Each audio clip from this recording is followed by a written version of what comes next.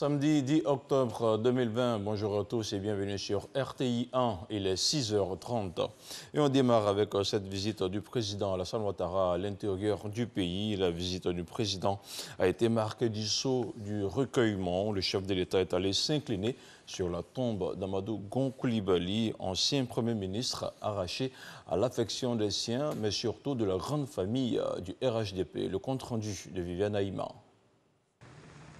Après son arrivée la veille en fin d'après-midi dans la capitale du Poro, première étape de sa visite privée sur ses terres familiales pour requérir l'onction des siens avant d'aborder la dernière ligne droite de l'élection présidentielle du 31 octobre prochain, le président de la République Alassane Ouattara a consacré sa première matinée à Korogo au recueillement sur les tombes de deux figures emblématiques du pays sénoufo. Le président de la République s'est tout d'abord rendu sur la tombe du patriarche Peloforo Gon Coulibaly, chef coutumier de Korogo et chef de province de tout le pays sénoufo sous l'administration coloniale. Le patriarche Peloforo Gon Coulibaly avait témoigné un soutien et une fidélité sans faille à Félix Houphouët-Boigny dans sa lutte pour l'indépendance de la Côte d'Ivoire. Le président de la République Alassane Ouattara a prié et demandé le soutien de celui qu'il considère comme un père spirituel. Le président de la République s'est ensuite rendu sur la tombe de l'ex-premier ministre Amadou Gon Coulibaly, son fils en politique, qui lui a témoigné une fidélité constante pendant 30 ans. Arrière-petit-fils du patriarche Peloforo Gon Coulibaly et figure emblématique lui aussi du pays sénoufo, qu'il a porté haut en devenant, avant sa mort, le candidat désigné du RHDP à l'élection présidentielle. Sur la tombe de ce fils parti trop tôt, le président de la République, Alassane Ouattara, a prié pour le repos de son âme avant de se retirer, rempli d'une détermination supplémentaire à réussir le pari de la victoire. Toujours à Korogo, Alassane Ouattara a rencontré vendredi les cadres ainsi que les chefs traditionnels du Poro, de la Bagoué et du Tchologo. Les échanges ont porté sur les élections du 31 octobre prochain.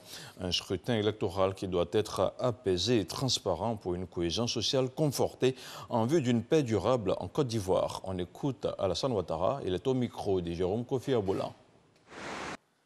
Je dois avouer très sincèrement que j'effectue ce mandat par obligation. Par obligation. Parce que bien l'année prochaine, j'aurai 80 ans. Et ceux qui sont de ma génération, et certains sont là, doivent savoir que travailler 12 à 14 heures par jour, quand on a 80 ans, ce n'est pas facile. Et je le fais par obligation pour la stabilité de notre pays, pour la paix dans notre pays.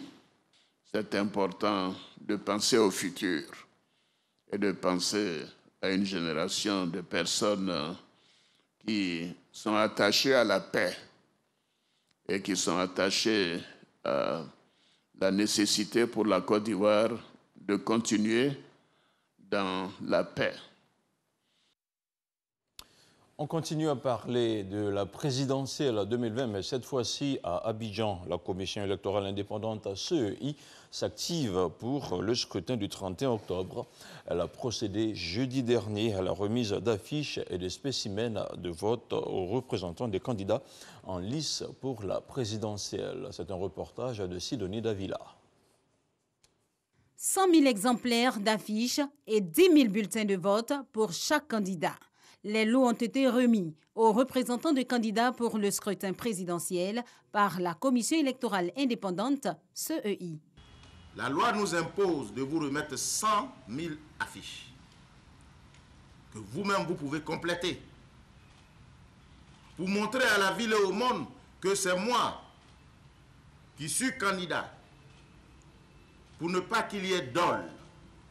Le dol en droit, c'est de se tromper sur l'objet du contrat. Voilà pourquoi, pour éviter le dol, on impose au candidat de sortir de sa cagoule et de se faire identifier par le peuple, afin que lui, en mettant son bulletin qui est l'expression de sa volonté de choisir, soit fait conformément à ce que lui-même il aura souhaité. Voilà pourquoi il est important que ces spécimens vous soient remis.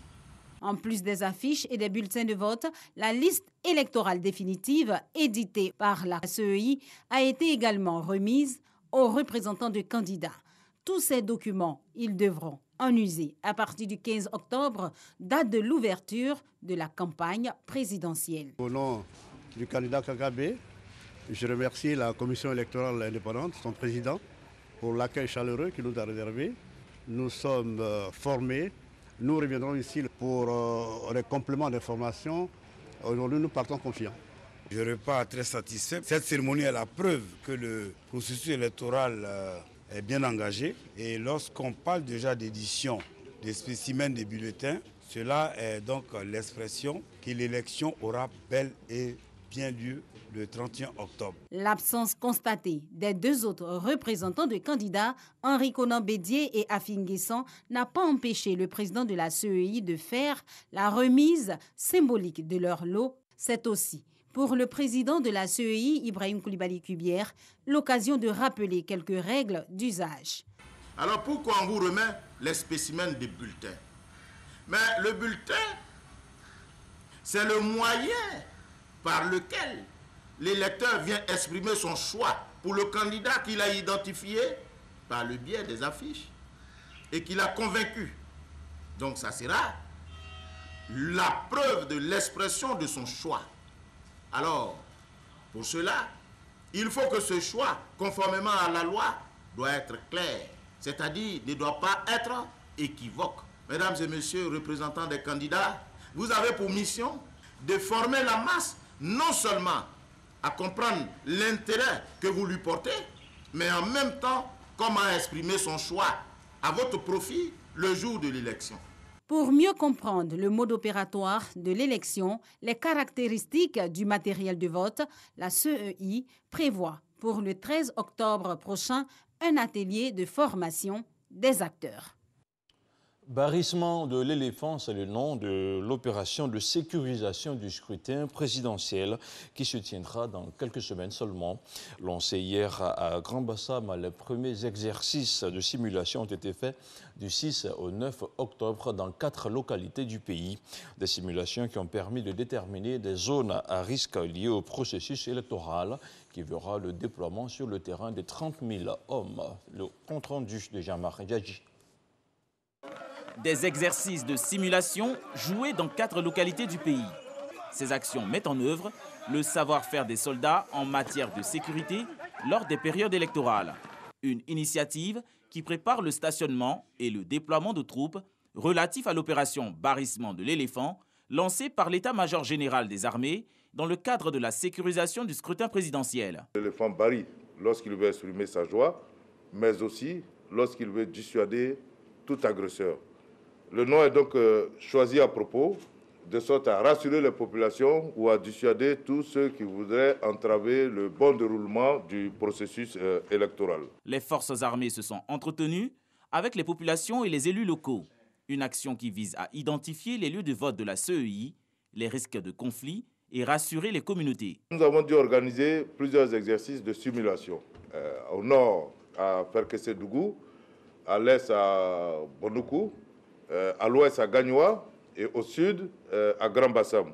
Ces exercices avaient pour but de créer, comme je l'indiquais tout à l'heure, une synergie avec tous les acteurs impliqués dans le processus électoral.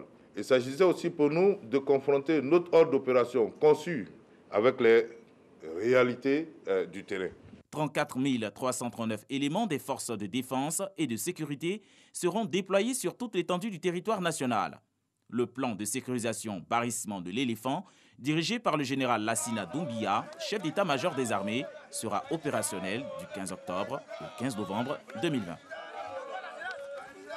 Autre chose, à présent, au ministère de la Santé et de l'Hygiène publique, on a procédé au lancement du deuxième passage des Journées nationales de lutte contre la poliomyélite.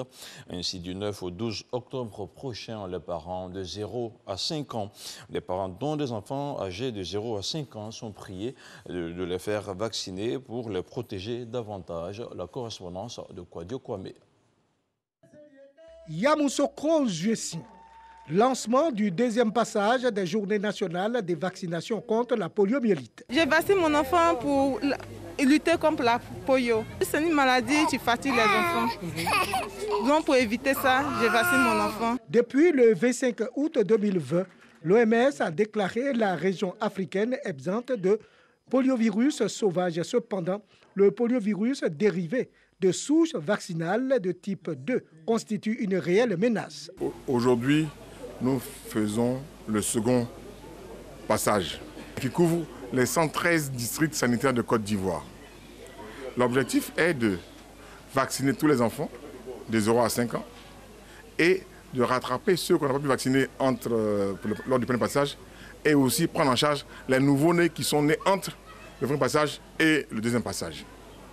L'objectif c'est de faire en sorte que la Côte d'Ivoire, qu'il n'y ait pas de cas de polio en Côte d'Ivoire. La Côte d'Ivoire a renforcé son système de surveillance de la poliomyélite sur l'ensemble du territoire. Ce dispositif a permis de détecter 39 cas de la maladie dans la sous-région, une urgence majeure de santé publique de portée nationale et internationale. C'est une maladie dont le résultat final, c'est la paralysie de l'enfant. Et donc cet enfant va constituer une charge pour la famille. L'OMS a bien précisé qu'il s'agit de la poliomyélite due au virus sauvage. Donc c'est dire qu'il y a d'autres virus qui circulent. Et ce sont ces virus-là qui sont aujourd'hui responsables de quelques cas de poliomyélite dans une vingtaine de pays en Afrique et ailleurs dans le monde.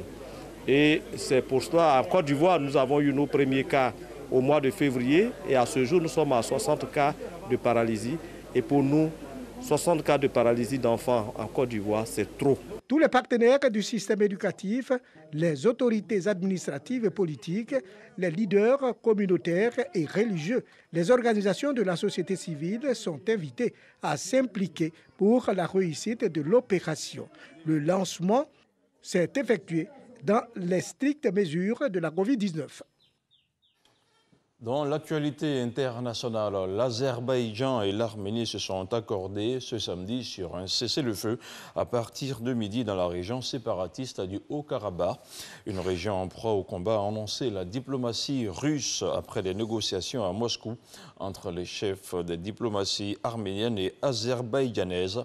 Après 2 semaines de conflit, le cessez-le-feu fait renaître l'espoir d'une paix dans la région du Haut-Karabakh. Depuis le 27 septembre, les séparatistes arméniens de la région de la République autoproclamée de Haut-Karabakh, soutenue par l'Arménie, et les forces azerbaïdjanaises s'affrontent dans cette région montagneuse revendiquée par les deux pays. Et puis sur le continent africain, au Niger, l'Office central de répression du trafic illicite de stupéfiants vient de démanteler un réseau international de trafic de drogue. Les autorités annoncent ainsi l'arrestation de 2 suspects et la saisie de plus de 117 kg de cannabis dans la région de Dosso, dans l'ouest du pays, apprend-on de sources sécuritaires. Les trafiquants ainsi que la quantité de drogue saisie ont été présentés jeudi à la presse régionale à Dosso, en présence des autorités régionales. Voilà, c'est tout pour ce premier point d'information sur RTI 1. Merci à vous tous qui l'avez suivi. Ne zappez pas, restez sur RTI 1 à 13h. Herman Guivet vous présente le journal.